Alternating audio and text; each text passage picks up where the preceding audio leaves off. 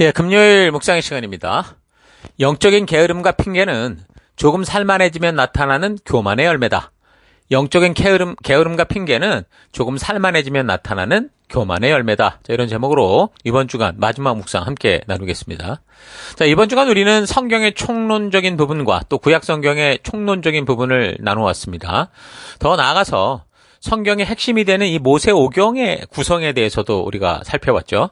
자, 성경은 하나님과 사람의 이야기인데 그 관계 속에 사탄이 거짓되이 끼어들면서 사람들의 삶의 이야기가 복잡하게 전개되고 결국 길을 잃어서 결국 죽음의 길로 가는 신사가 됐지만 하나님께서는 그런 사람들을 다시 창조의 백성으로 초대하시고 돌아오게 하시는 그 역사의 이야기가 성경의 이야기죠.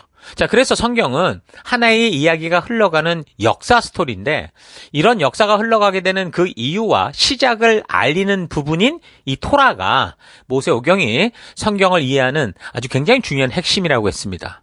그런 토라, 그러니까 모세오경 중에서도 가장 그 핵심이 되는 내용이 뭐냐? 어쩌면 성경 전체의 가장 핵심이 되는 내용이라고 할 수 있는데 바로 이 시내산에서 하나님이 그 백성들과 맺은 레위의 언약인데 나머지 성경들은 바로 이 레위기의 언약과 연관되어서 전개되는 이야기들이다. 그러니까 모든 이야기의 시작은 레위기로부터 풀어갈 수 있다고 그랬습니다. 자, 그래서 모세오경에서 이 레위기와 연결해서 생각해 볼 때 민수기는 시내산에서 이제 하나님과 그렇게 계약을 맺은 후에 이제 실제로 살아가기 시작하는 성도의 삶의 실제 현장을 보여주는 역사인데 그 언약을 따라 살아갈 때와 또 그렇지 않을 때 삶의 결과를 분명하게 알 수 있게 하는 성도의 삶의 현실을 보여주는 그런 역사의 실증입니다. 자, 그런데 사람들은 처음부터 이제 실패를 해서 하나님이 계획하지 않으셨던 결국 40년 광야 방황의 길로 이제 접어들게 되는데 감사한 거는 하나님께서는 그런 인간들의 실패를 그냥 인생의 걸림돌과 또 장애물로 그냥 방치해 두신 게 아니고 이런 기회를 통해서 오히려 당신의 백성들로 하여금 이런 어두움 세상 속에서 디딤돌이 되게 하시는 이제 빛되게 하시는 그런 훈련의 기초로 사용하신다는 겁니다. 자, 어쨌든 이렇게 그 시내산 약속대로 살기 시작하는 역사를 보여주는 게 민수기라고 그랬고요.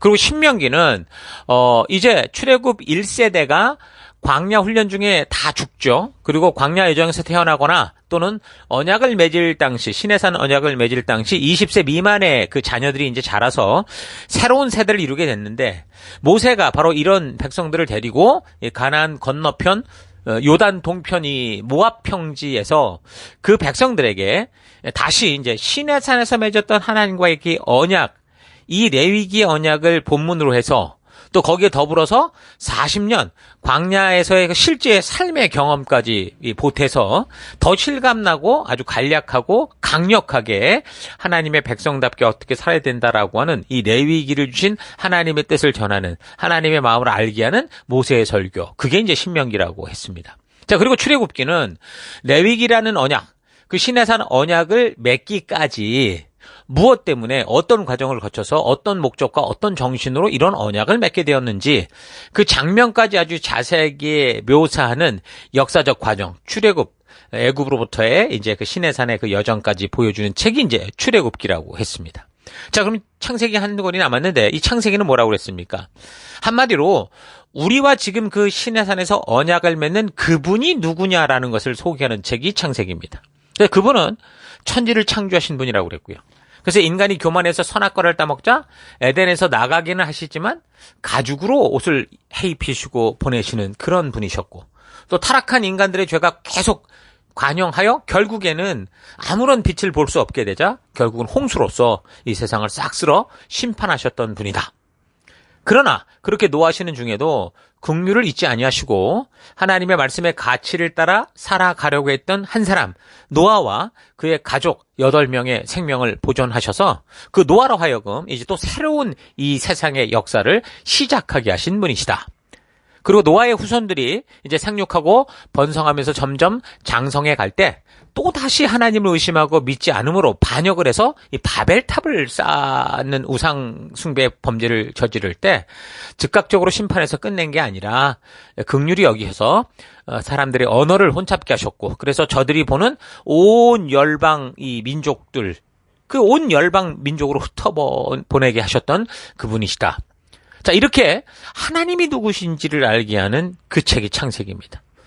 모세에게 하나님 뭐라고 그러셨냐면 나는 스스로 있는 자라고 그랬거든요. 그러니까 스스로 있는 자가 누군지 모르잖아요.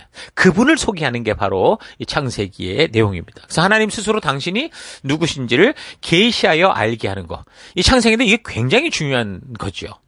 자, 그러니까 이 창세기는 바로 그 시내산의 언약을 지금 주도하시고 열방의 제사장 나라로 이 백성을 세우시고자 했던 그 하나님이 누군가라는 것을 소개하면서 또 온 인류가 시작되는 창조로부터 지금 언약을 맺는 그들의 세대에 이어지기까지 이 세상의 역사, 이스라엘 족장사에 대한 이야기가 이렇게 연결돼 나오는 게 지금 창세기의 내용입니다. 그래서 이제 먼저 레위기대로 살았는지 안 살았는지를 기록한 책이 이제 역사서라고 할 수 있는데, 역사서라고 그러면 이제 여호수아, 사사기, 룻기, 사무엘상하, 열왕기상하, 역대상하, 에스라, 느헤미야, 에스더를 말하는 거죠. 그러니까 마치 민수기의 내용과 같이 시내산 언약, 레위기의 주제처럼 거룩하게 구별된 열방의 하나님을 알리고 하나님 나라를 알리는 대제사장으로서의 정체성과 가치관을 가지고 하나님 나라 법칙을 따라 어떻게 살아가야 하는 이야기가 바로 역사서에 나오는 이야기. 그러니까 역사의 이야기가 이제 역사서입니다, 말 그대로. 그래서 성경의 역사는 시내산 언약이 어떻게 지켜지는가에 따라 흘러가는 그 세상의 흐름인데, 그 언약 백성으로 살며 순종하기도 하고 또 불순종하기도 하면서 저들의 삶에서 겪은 그 성공과 실패를 통해 배운 그 교훈들을 찬양으로, 감사로, 또 시로, 간증 고백으로, 자서전으로 적은 그 언약 백성들이 살아왔던 삶의 그 이야기가 바로 시가서, 지혜문서, 그러니까 욥기, 시편, 잠언, 전도, 아가서라고 했습니다.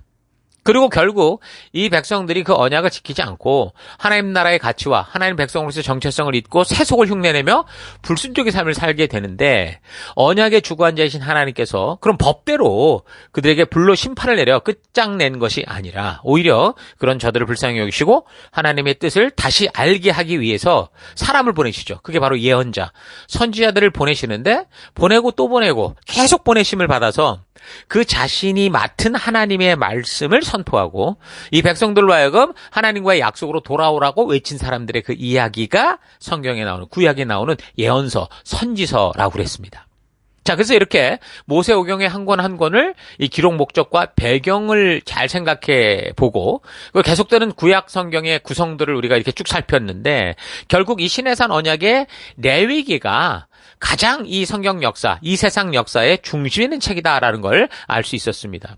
그래서 모세오경을 말할 때 창세기가 중심이 아니고 민수기나 신명기, 출애굽기가 아니라 하나님과의 약속, 바로 그 언약이 구체적으로 적혀진 바로 레위기가 그 모든 성경의 중심이 되는 겁니다. 그래서 이 시내산 언약, 레위기의 법도와 규례와 명령과 계명, 약속들을 바르게 지키냐, 그렇지 않느냐, 이거에 따라서 지금 우리가 보는 이 세상의 역사의 흐름이 달라졌다라는 걸 우리가 분명히 알 수 있고, 그래서 이 하나님이 직접 그 백성들과 맺으며 주셨던 이 언약의 말씀은 너무도 중요한 거다라고 우리가 분명히 기억해야 됩니다.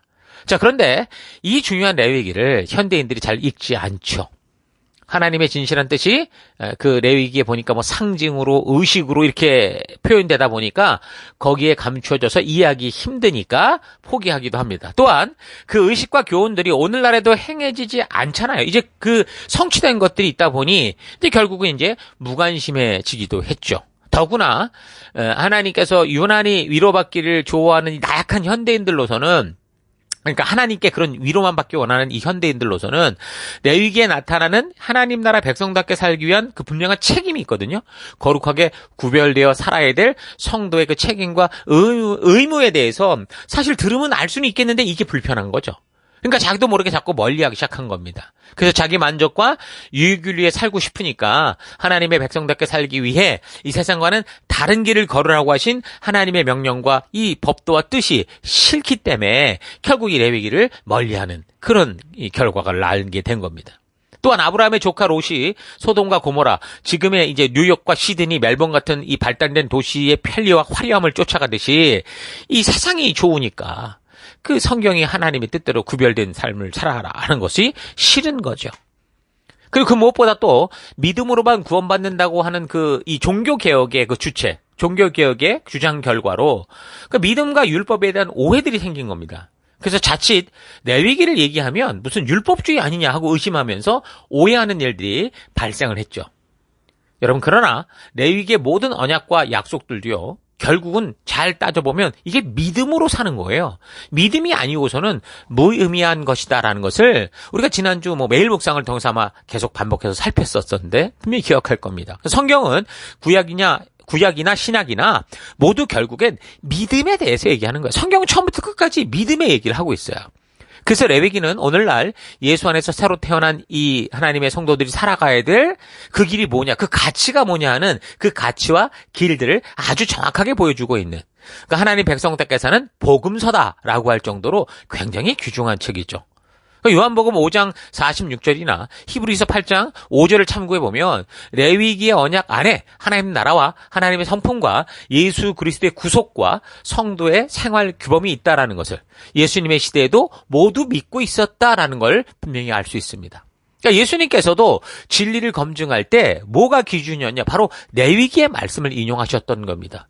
문둥병자들을 제사장에게 가서 보이라고 명한 그런 사건, 마태복음 8장 사건이나 또 안식일 계명에 대한 진리를 말해주면서 다윗이 진설병을 먹는 그런 규례를 어긴 것에 대해서 언급할 때 마태복음 12장, 그러니까 또 부모 공경에 대한 계명의 참뜻을 말할 때 마태복음 15장 4절.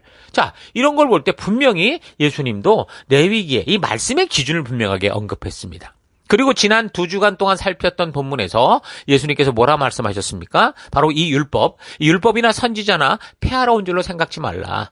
폐하러 온 것이 아니요 내가 완전하게 하려 함이로다 하고 분명히 말했던 거 우리가 기억해야 됩니다. 자, 그러므로 시대와 시간과 문화와 풍속과 생활과 사람의 사고는 변했어도 레위기가 상징하는 진리, 그러니까 하나님 백성들께 사는 이 법은 변하지 않으며 그 교훈은 어느 시대 누구에게나 바르게 적용되는 말씀인 거죠. 자, 그런 의미에서 레위기를 멀리하는 사람들은 그만큼 진리를 아는 은혜에서 제외된 사람이 될 수도 있는 겁니다. 은혜로 하나님의 부르심 앞에 왔는데 결국에는 길을 잃어버리는 사람이 될 수 있다는 거죠. 그래서 모세오경의 이 성경적 위치를 여러분 잘 생각해 보면서 신해선 언약의 내용인 이 레위기의 중요성을 여러분 잘 분별하셔서 이 언약을 중심으로 흘러가게 되는 구약 성경의 전체 이 구성의 흐름도 잘 기억하고, 그래서 앞으로 연대기적으로 성경을 살펴나갈 때 그 역사 속에 벌어지는 일들의 그 핵심 원인이 결국 어디에 있는가, 이 기준에 있다라는 거 잘 기억하시면서 비교하시면서 살펴가는 우리가 될 수 있기를 바랍니다. 그런 준비가 되시기를 바랍니다. 자, 그래서 오늘 하루 이렇게 성경의 기초, 핵심이 되는 모세오경을 다시 한번 전체적인 그림으로 잘 파악하고 성경을 처음부터 잘 읽어가는 그런 시간, 준비되는 시간이 되길 바랍니다. 이런 레위기를 중심으로 했던 이 모세오경의 구조를 알고 성경을 읽고 살피는 거하고 그냥 이 전체적인 흐름도 모르고 구조도 모르고 읽어가는 것과는 여러분 전혀 다른 결과를 가지게 될 거예요. 이런 구조를 모르면 성경을 아무리 읽어도 구약이 뭘 말하고 있는지 보이지 않거나 그 말씀 속에 있는 하나님의 진실한 의도를 만나기가 쉽지 않다라는 이 사실 잊지 마시고 성경의 가장 기초가 되는 이 모세오경을 최초 하나님과의 언약인 레위기를 중심으로 우리가 차분히 묵상하면서 하나님의 온전한 뜻을 만나고 주님 주시는 은혜를 누리는 여러분 되길 바랍니다. 창세기를 통해 보는 역사는 처음부터 성공적인 역사가 아니었죠. 하나님의 기대와 꿈과는 전혀 다른 인간의 만족과 유익을 위해 자유의지를 마음대로 사용하여 결국 파멸의 길로 가는 그런 길이었습니다. 그러니까 하나님께서 이 불순종하는 백성들이 만든 걸림돌들을 디딤돌로 사용하지 않으셨다면 이 인류의 역사는 또 다른 홍수 심판과 같은 마지막을 향해 달려가면서 다 파괴됐을 겁니다. 조금만 편해지고 살만하면 사람들은 그렇죠. 하나님을 아주 쉽게 잊어버리고 자기 욕심대로 교만하게 살아갑니다. 이런 모습은 지금 인류의 처음부터 계속해서 보여주는 인간의 수준인 거예요. 그래서 우리도 오늘 이 시간 하나님의 말씀의 가치로 나를 철저하게 준비하지 않으면 일부러 그러려고 하지 않아도 어느 순간 하나님을 우습게 여기고 자기 교만에 빠져서 조금만 나아지면 금세 이 주신 사명 소홀히 여기고 귀찮아하고 자기 만족과 유익을 위한 삶을 위해서 별의별 변명을 다 늘어놓으며 살아가는 그런 존재가 될 수 있다라는 거 잊지 마시고 내가 지금 어디까지 와 있는지 스스로 잘 분별하고 파악해서 진실한 하나님의 빛과 소금된 겸손한 삶을 살아갈 수 있는 여러분 되기를 바랍니다. 이런 교만의 함정은 하나님의 말씀을 통해 항상 나의 사고와 생각을 부지런히 갈고 닦지 않으면 누구라도 쉽게 빠질 수 있고, 그래서 자기가 그런 함정에 빠진지도 모른 채 교만해지는 게 우리 인간이다 라는 사실 잊지 마시고, 항상 말씀과 기도로 깨어서 성령 하나님께서 우리의 생각을 통해 충분히 일하시도록 하는 거룩하게 구별된 백성 되기를 주의 이름으로 축원합니다. 자, 오늘 하루도 힘내십시오. 잠시 기도하겠습니다. 하나님께서 계속해서 용서해 주시고 바른 길로 오게 하시기에 우리가 지금까지 이렇게 살아가고 있는 건데, 조금만 상황이나 형편이 나아지면 하나님의 진실한 뜻을 잊어버리고 나의 만족과 유익만을 추구하며 살아왔던 것 회개합니다. 용서하여 주옵소서. 사랑의 주님, 나의 삶의 우선순위를 바르게 세워서 성경을 바르게 보는 수고와 노력을 아끼지 않고 성경을 통해 하나님의 진심을 온전히 만날 수 있는 부지런한 삶 살기 원합니다. 하나님, 삶이 조금만 편해지고 나아지면 언제라도 게으름에 빠지고 온갖 핑계와 변명을 대는 이 자기만족의 함정에 빠지는 것이 바로 나라는 사실 잊지 않고, 어제보다 나은 하루하루가 될 때마다 더 말씀으로 돌아가서 겸손하고 낮은 곳에서 온전히 지체를 섬기고 주신 사명을 감당해가는 내가 되기를 결단합니다. 이 한 주간도 그런 믿음의 길로 인도하시고 함께하신 하나님 감사드리고 예수님 이름으로 기도했습니다. 아멘.